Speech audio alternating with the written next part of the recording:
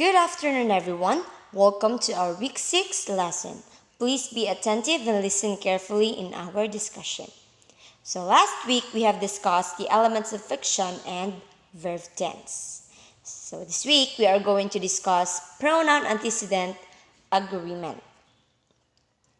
What do you need to understand about pronoun antecedent agreement? First, let's define what's a pronoun and what is an antecedent. What's a pronoun? A pronoun is a word that takes the place of a noun or other pronoun. In other words, pronoun is a substitution of a noun or another pronoun. It can take the place of a subject verb. We have here pronoun I, you, he, she, it, we, and they. It can take the place of an object verb. We have here me, you, him, her, it, us, and them. And it can take the place of a possessive verb. We have here pronoun my, mine, your, yours, his, hers, its, our, ours, their, and theirs. Okay, what is an antecedent? So the word that pronoun replaces. So ante means before the pronoun. So we have here example. Hermione Granger threw her wand onto the floor. So you have here the subject or the noun Hermione Granger and the pronoun her. So her renames Hermione Granger. Next example. When Ron Weasley saw the wand drop, he picked it up and handed it to her. So our subject here is, or the noun is the wand, and the pronoun is it. Okay, it renames the wand. And last example, then Ron and Hermione went to their defense against the dark art class.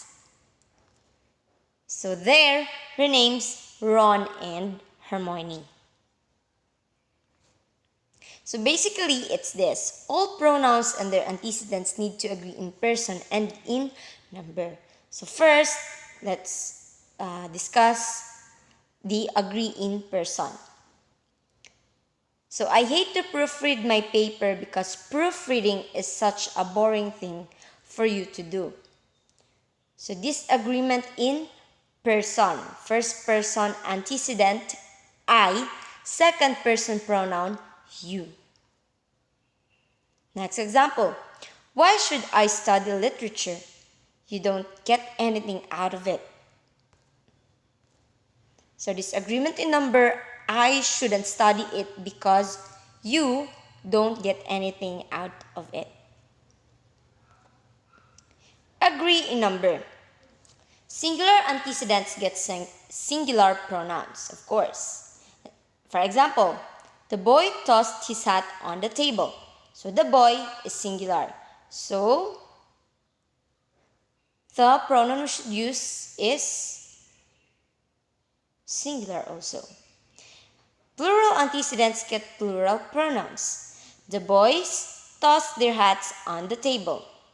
The boys is plural. So we should use pronoun that is plural there. So we have indefinite pronouns. They are usually singular. We have your examples. Another, each, everything, nobody, one, someone, anybody, either, little, nothing, other, anyone, everybody, much, no one, somebody, anything, everyone, neither, nothing, and something. But we have indefinite pronouns that are plural. Okay, we have here both, others, few, several, and many. Or when they are singular or plural depending on context. So for example, All of the Gus is gone. All of the kids are gone. All refers to Gus in the first sentence and kids in the second. So as you can see, we use all, but it can be singular and it also can be plural. Next, any. Any of the jewelry is yours for the taking. Any of my cousins are right for the part. Any refers to jewelry in the first sentence and cousins in the second. More. More of the plot is revealed in Act 3. More of our plans are going towards breaking him out of jail. More refers to plot in the first sentence and plans in the second sentence. Most. Most of the cake was gone when I got home, but most of the cookies were still there. So most refers to cake in the first sentence and cookies in the second sentence. None. None of material was covered in the test review. None of the students were happy about it. None refers to the material in the first sentence and students in the second. Some. Some of the fault was the teachers for being disorganized. Some of the students were so angry they complained to her boss. Some refers to fault in the first sentence and students in the second sentence. Okay, that is indefinite pronouns. Okay, that ends our discussion. Thank you for listening and God bless. And if you have any questions regarding the topic, you can message me directly on my Facebook account. Goodbye!